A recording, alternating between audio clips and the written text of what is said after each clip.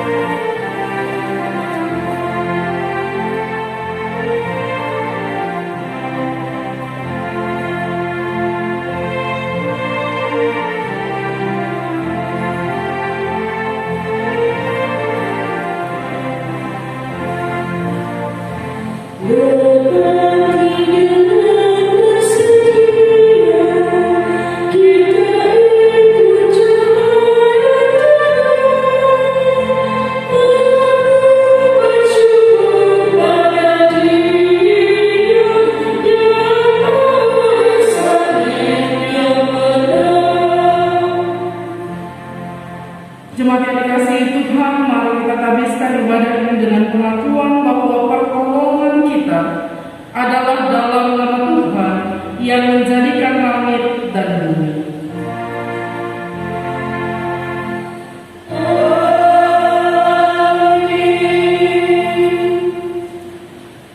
Kitab Mazmur pasal 105 ayat 4 dan 5 menjadi nats pemimpin pada ibadah di saat ini. Firman Tuhan, carilah Tuhan dan kekuatannya, carilah wajahnya selalu.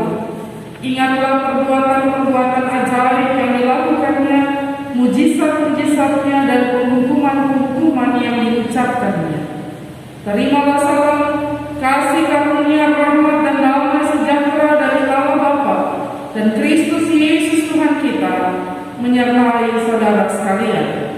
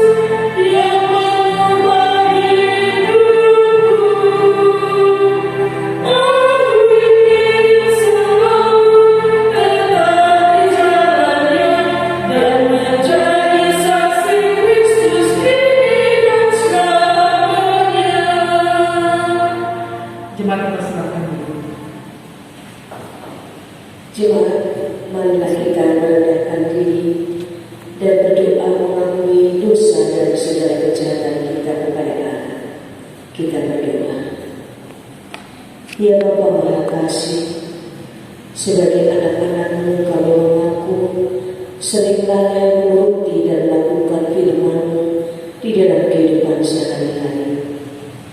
Kami lebih mengutamakan diri kami dan kurang membagi kasih kepada sesama. Hibur dan kuatkan kami ya Bapa. Teguhkan iman, pengharapan dan kasih kami. Sungguh kami ingin bersemangat lagi untuk membagi kasih dan kepedulian sehingga makin banyak orang mengalami kehadiran Kristus dalam hidupnya. Demikianlah pengakuan umat-Mu. Dengarkanlah ya Tuhan. Dalam nama Tuhan Yesus Kristus kami berdoa. Amin.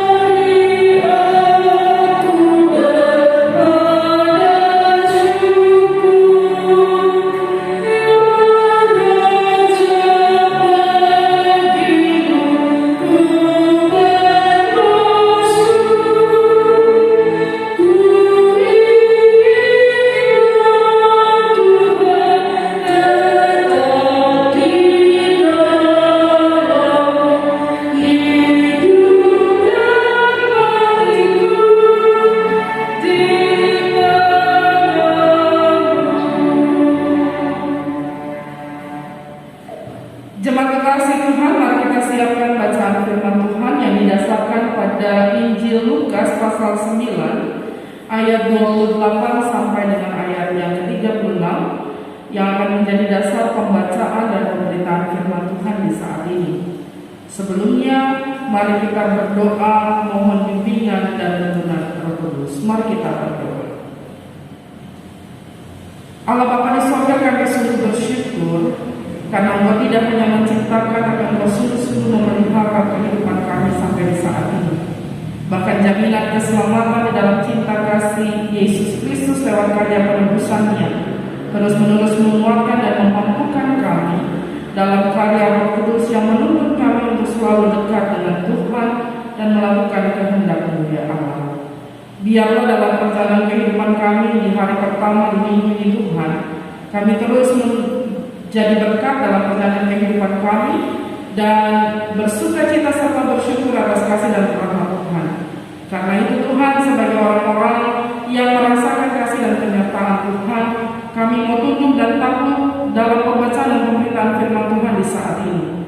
Biarlah sabda-Mu menguatkan dan memampukan kami, agar kami tidak hanya menjadi pendengar firman Tuhan yang taat dan setia, tapi kami sungguh-sungguh menjadi pelaku firman Tuhan yang taat dan setia dalam perjalanan kehidupan kami tiap-tiap saat. Berkati hamba-hamba-Mu yang akan membacakan Alkitab maupun menyampaikan kebenaran firman Tuhan, sehingga apa saja yang keluar dari mulut dan tutur kami sungguh-sungguh apa yang Tuhan kehendaki. Bersabdalah ya Allah, kami siap mendengarkan. Demi Yesus firman yang hidup kami berdoa. Amin. Jemaat kekasih Tuhan, silakan berdiri untuk mendengarkan firman Tuhan yang dibacakan dari Alkitab. Haleluya.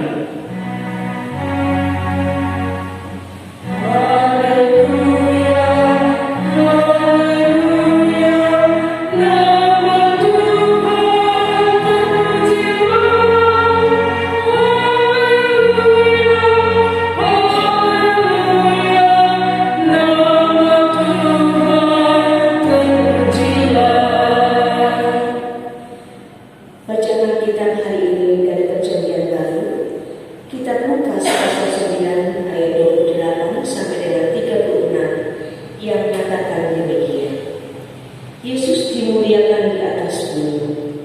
Kira-kira 8 hari sesudah segala pengajaran itu, Yesus membawa Petrus, Yohanes, dan Yakobus lalu naik ke atas gunung untuk berdoa. Ketika ia sedang berdoa, rupa wajahnya berubah dan pakaiannya menjadi putih berkilau-kilauan. Dan tampaklah 2 orang yang berbicara dengan dia, yaitu Musa dan Elia. Keduanya menampakkan diri dalam kemuliaan dan berbicara tentang tujuan kepergiannya yang akan digenapinya di Yerusalem. Sementara itu Petrus teman-temannya telah tertidur, dan ketika mereka terbangun, mereka melihat Yesus dalam kemuliaannya dan kedua orang yang berdiri di dekatnya itu. Dan ketika kedua orang itu hendak meninggalkan Yesus, Petrus berkata kepadanya, "Guru, betapa bahagianya kami berada di tempat ini. Baiklah, kami dirikan sekarang 3 kemah, satu untuk engkau, satu untuk Musa, dan satu untuk Elia." Tetapi Petrus tidak tahu apa yang dikatakannya itu. Sementara ia berkata demikian, datanglah awan menaungi mereka. Dan ketika mereka masuk ke dalam awan itu, takutlah mereka. Maka terdengarlah suara dari dalam awan itu yang berkata, "Inilah anakku yang kupilih, dengarkanlah dia." Ketika suara itu terdengar, nampaklah Yesus tinggal seorang diri, dan murid-murid itu merahasiakannya. Dan pada masa itu mereka tidak menceritakan kepada siapapun apa yang telah mereka lihat itu. Demikianlah pembacaan Alkitab. Hendaklah firman Tuhan dengan segala kekayaannya diam dalam hatimu, dan ucaplah syukur kepada Allah.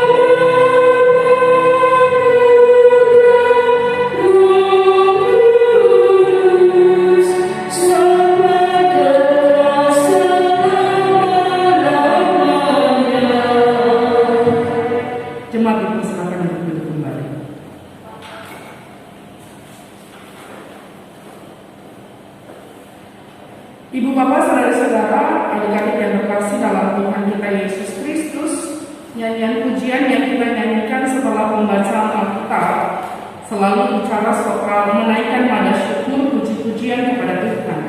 Entah kepada puji-pujian dan baik 392A, 392B di kitab bakti maupun kirim jemaat, itu bicara soal bagaimana tiap orang percaya setelah mendengarkan suara Tuhan, mendengarkan berita kebenaran firman Tuhan, sungguh-sungguh mau menaikkan syukur tak terhingga atas segala kemuliaan Allah, bahkan kekuasaan Allah yang nampak dalam perjalanan kehidupan orang beriman.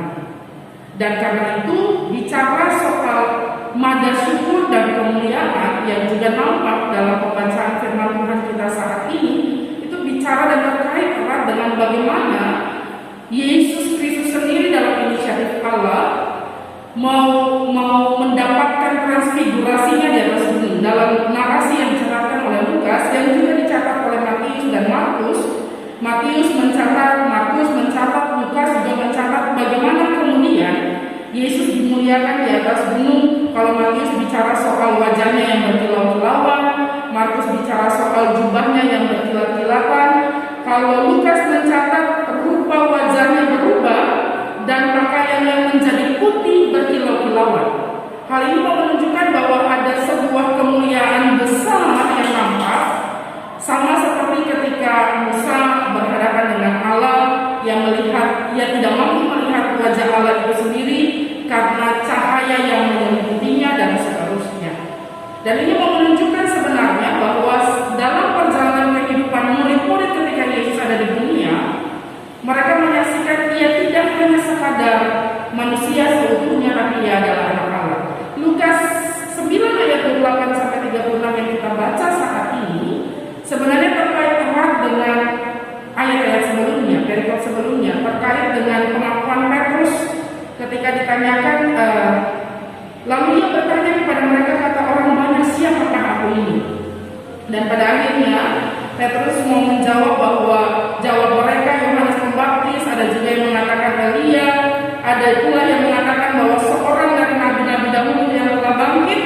Tapi Yesus kemudian bertanya lagi, menurut kamu siapakah aku ini? Lalu Petrus menjawab, Mesias dari Allah. Kemesiasan Yesus ini yang kemudian nampak dalam peristiwa pentabisan, pengurapan Yesus di atas gunung yang menurut para ahli dikatakan Gunung Tabor. Ketika ia dimuliakan tersebut, ada sebuah peristiwa yang luar biasa karena para murid juga melihat bahwa tampak Musa dan Elia di sana. Hal ini sebenarnya mau menyempurnakan bahwa Yesus tidak hanya sekadar anak manusia, tetapi ia juga adalah perutusan dari Tuhan Allah, yaitu Mesias. Ia nabi, ia imam yang menjadi perpanjangan tangan Allah di tengah-tengah dunia ini. Secara khusus dalam iman percaya kita, ia mendatangkan kekekalan, menjaminkan kehidupan yang kekal karena penebusan di kayu salib dan peristiwa kematian dan kebangkitannya.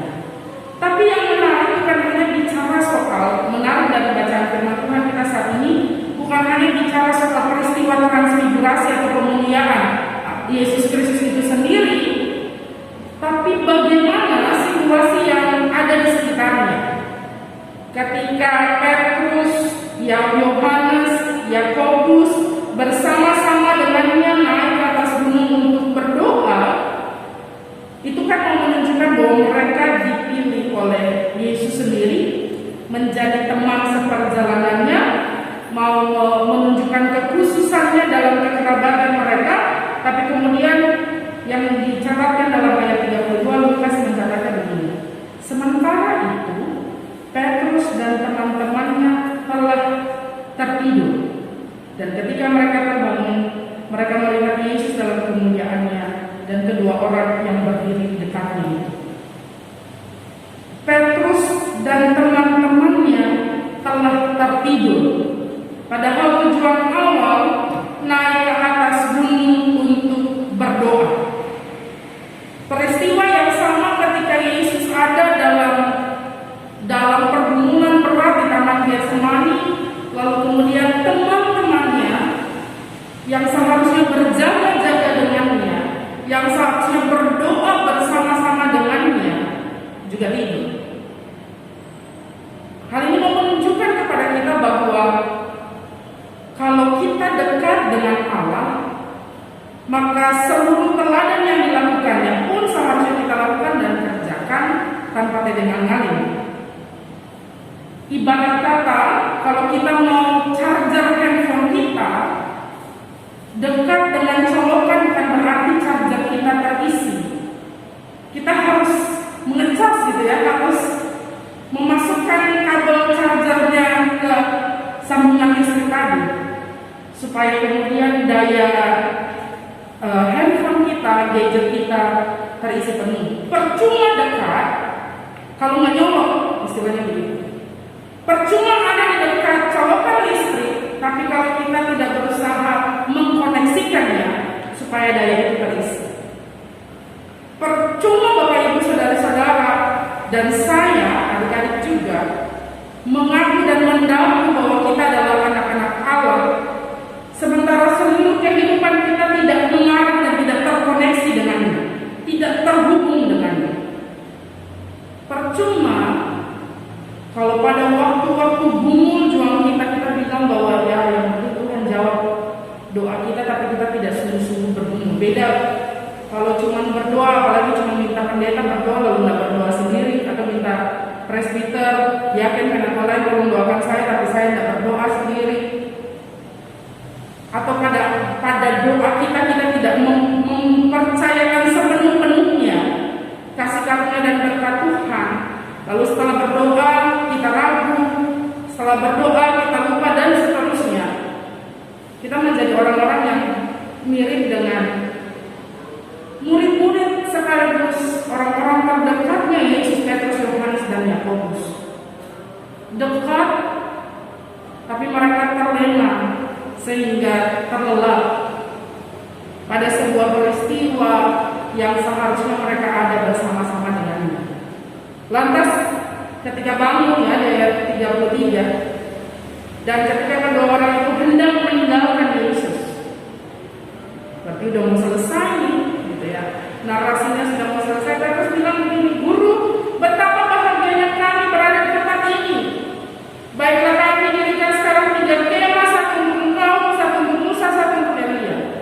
Tetapi Petrus tidak tahu apa yang dikatakannya itu. Ini narasi Lukas jelas menunjukkan bahwa Petrus bicara tanpa tahu alasan proses transfigurasi perjumpaan Yesus, Musa, dan Elia itu terjadi.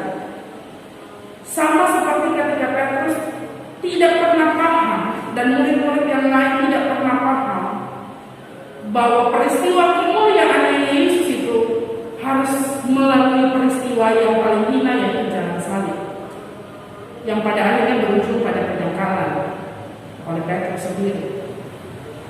Murid-murid yang sungguh-sungguh dekat dengannya, ibu bapak, saudara-saudara, adik dan saya yang sungguh-sungguh mau hidup dekat dengannya, harus berupaya memahami apa yang dilakukan oleh Yesus. Ada satu buku yang bilang bahwa Yesus punya kerajaan sungsang. Sama seperti kalau ibu hamil anaknya sungsang, itu kan terbalik ya. Yesus selalu membalikan semua keadaan yang ada. Sebuah peristiwa kemuliaan berujung pada jalan hina yang harus dilalui, tapi kemudian kebangkitan, bahkan kenaikan Yesus ke surga. Peristiwa-peristiwa ini hanya bisa diselami dan dipahami jika ibu bapak, saudara-saudara, adik-adik dan saya tidak hanya sekadar dekat tapi sungguh-sungguh melekat dengan Tuhan. Tidak hanya sekadar dekat kalau ada perlu, kalau ada mau. Tidak hanya sekadar saya anak Allah, tapi seluruh hidup saya, ini identitas kita sebagai anak-anak Tuhan kan identitas yang harus terus-menerus digumulkan dan diperjuangkan dalam bakti dan cara hidup kita.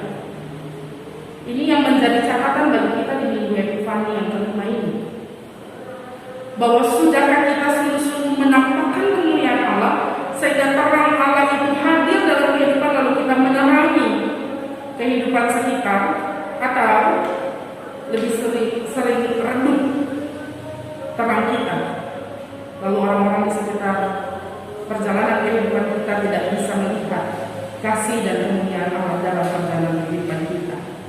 Hal yang kedua itu nampak dalam ayat 34 sampai ayat 36.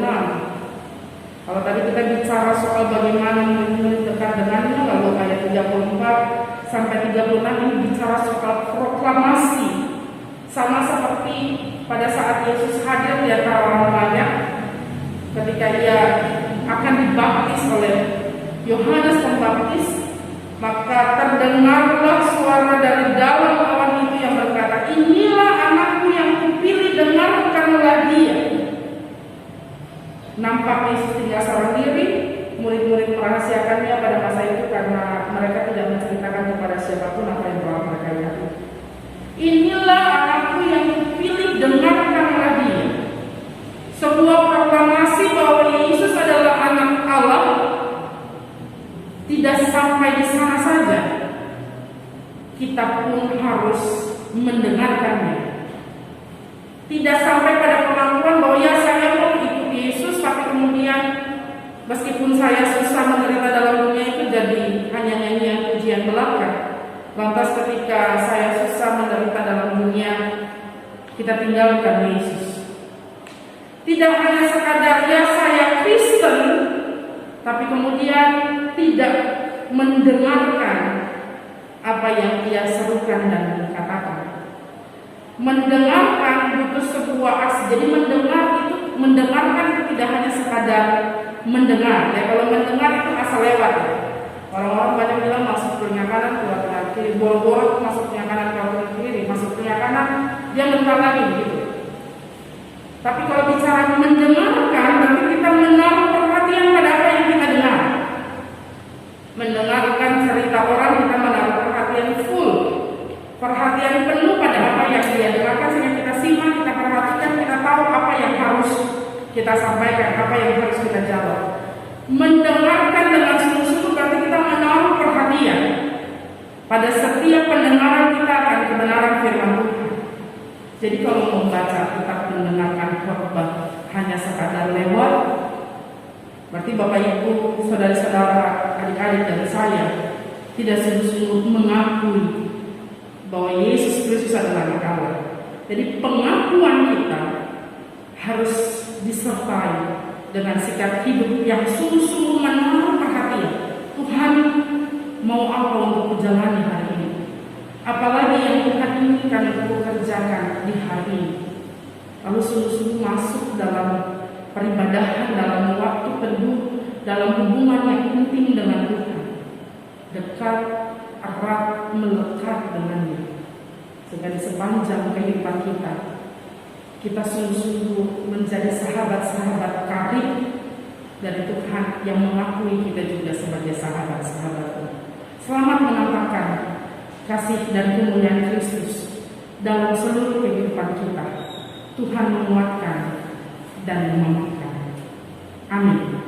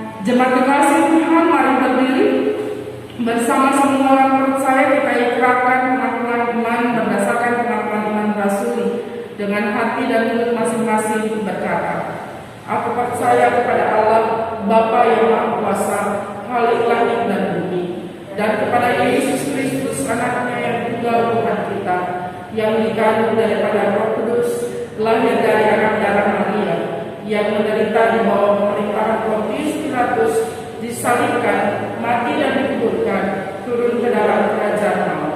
Pada hari yang ketiga, bangkit pula dari antara orang mati, naik ke surga, duduk di sebelah kanan Allah, Bapa yang Maha Kuasa, dan akan datang dari sana untuk menghakimi orang yang hidup dan yang mati. Aku percaya kepada Roh Kudus, gereja yang kudus dan am, persekutuan orang kudus, pengampunan dosa, kebangkitan daging, dan hidup yang kekal." Silakan.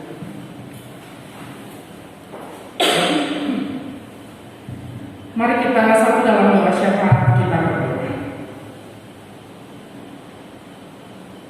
Allah Bapa yang kekal kudus, kami sungguh bersyukur atas kasih dan kuasa-Mu yang memampukan kami untuk beribadah, memuji, membesarkan nama Tuhan di saat ini.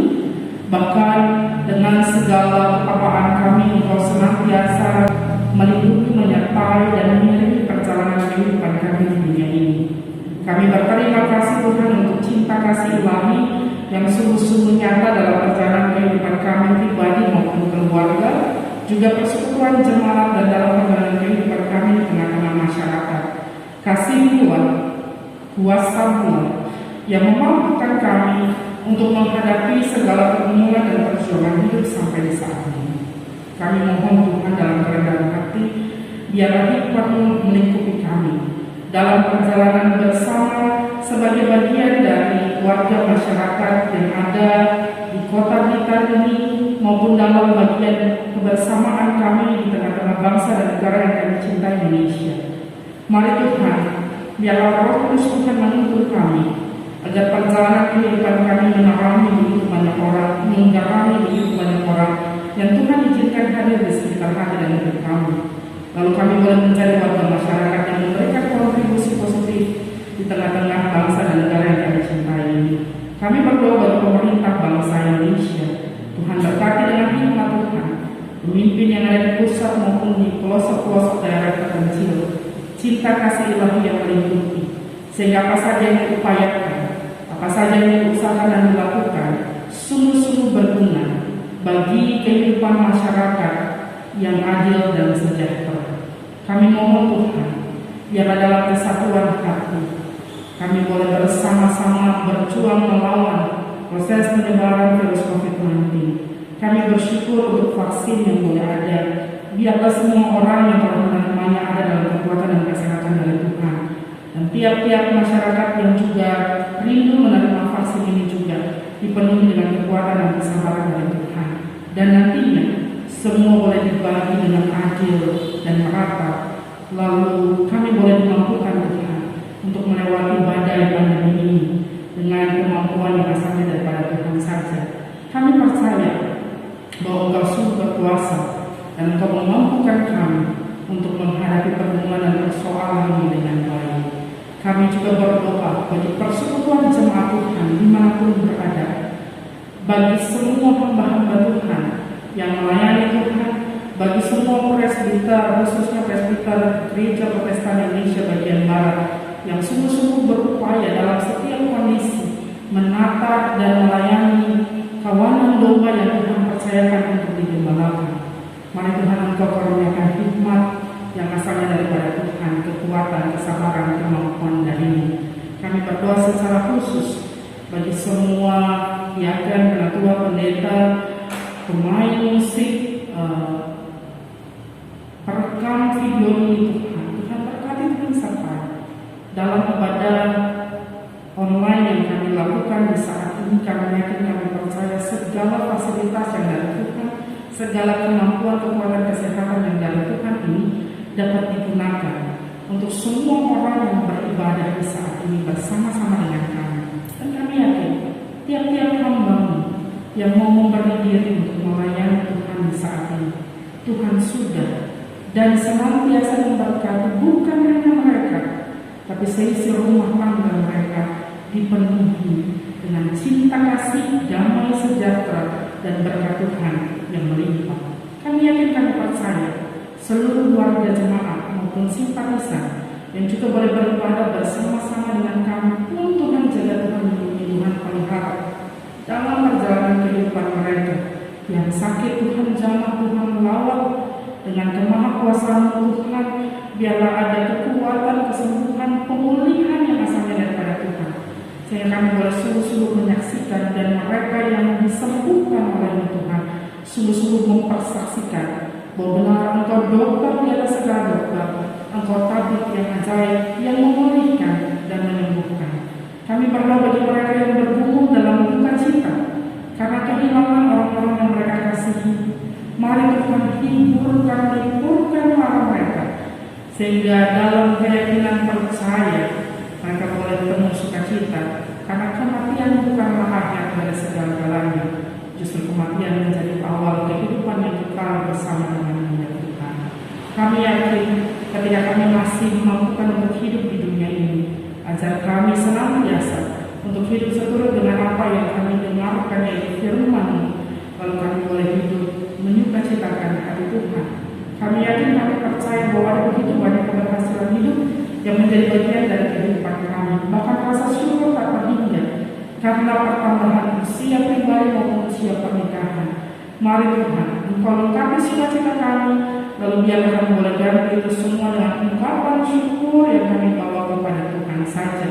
Dan biarlah proses kehidupan kami di tengah-tengah peran kami masing-masing, sebagai istri, sebagai suami, sebagai orang tua, sebagai anak, dan apapun peran dan tanggung jawab kami sungguh-sungguh berperan dengan baik, sebagaimana kami melakukannya hanya untuk hormat dan kemuliaan nama Tuhan saja. Ada begitu banyak hal yang akan kami alami di tengah-tengah kehidupan kami selama kami masih ada di dunia ini. Kami akan mengalami begitu banyak suka duka, sakit sehat, susah senang.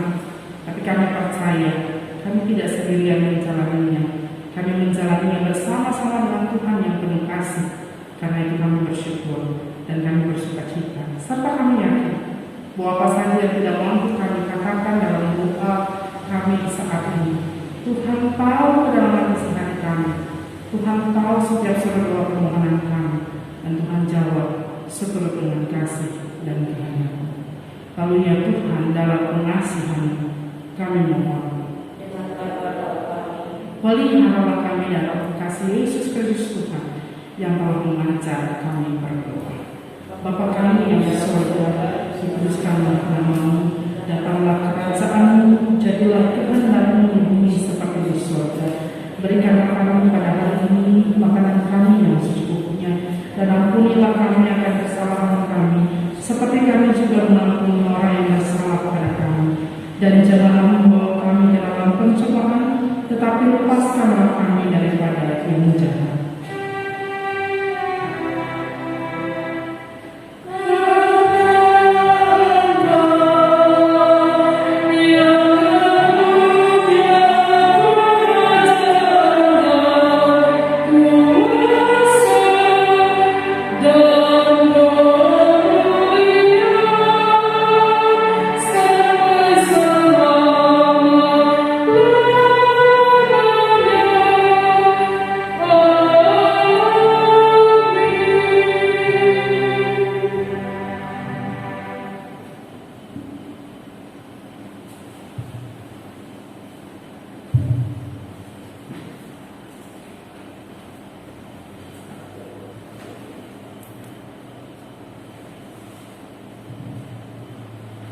Jemaat Tuhan, marilah mengucap syukur kepada Tuhan dengan memberi persembahan kepadanya. Ingatlah pesan Alkitab dalam 2 Korintus 9 ayat 7 yang menyatakan, hendaklah masing-masing memberikan menurut kerelaan hatinya, jangan dengan sedih hati atau karena paksaan, sebab Allah mengasihi orang yang memberi dengan sukacita. Tuhan memberkati saudara dan persembahan saudara. Kita bangkit 82 ayat 1 dan 4, kita bersyukur kepada Tuhan.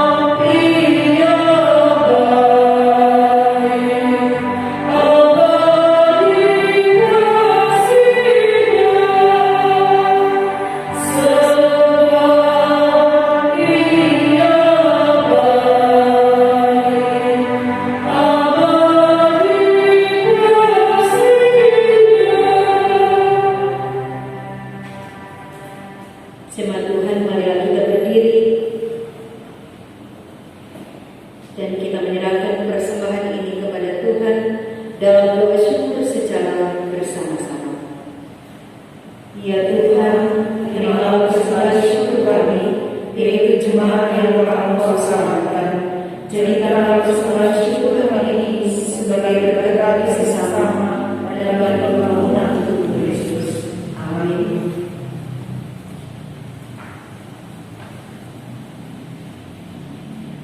Jemaat yang terkasih dalam Tuhan kita Yesus Kristus, kembalilah ke dalam kehidupan keluargamu dengan damai sejahtera dari Allah.